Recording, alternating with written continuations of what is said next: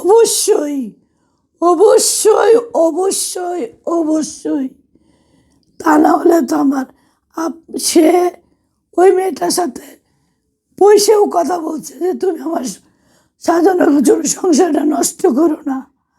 তুমি আমার এই সংসার, এত সুন্দর সাজানো গুছানো সংসার, 15টা বৎসর সে সংসার করছে, সে কি এই সংসারটা সে আলবিকে সে প্রচণ্ড ভালোবাসতো, প্রচণ্ড ভালোবাসতো সে সে আপনারা আপনারা কি বলেন? ওই মেয়েটাকে আমার সামনে নিয়ে আসেন, আমি ওকে জিজ্ঞেস করি। আইনভাবে আইনের মাধ্যমে আমি বিচার চাই।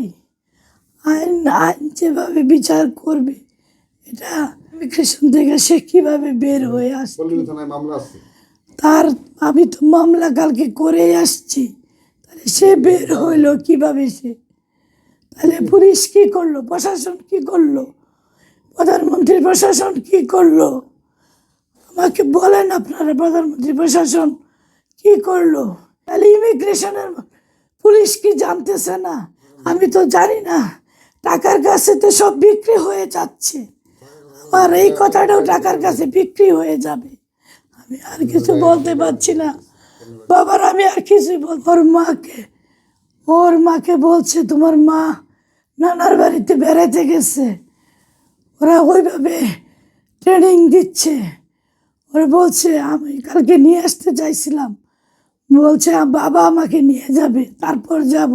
মানে বাবা ওকে বলছে যে বাবা তুমি কারো কাছে যাবা না। ওর বাবারও ভক্ত সে, বাচ্চাটা বাবাকেও সে খুব ভালোবাসে, বাবা মার ভক্ত শুধু।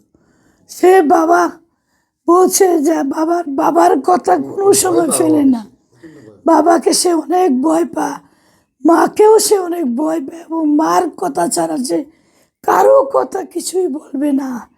মা যা বলতো, মা যদি বলতো এটা রাইট, এটা রাইট, অন্য কোনো রাইট না, তাহলে সে যদি বলছে বাবা আমাকে বলছে বাবা আমাকে নিয়ে যাবে, বাবা ওইখান থেকে ফোন করে বলছে তুমি কারোর সাথে যাবা না, বাবার সাথে যাবা, আমি তোমাকে নিয়ে যাব।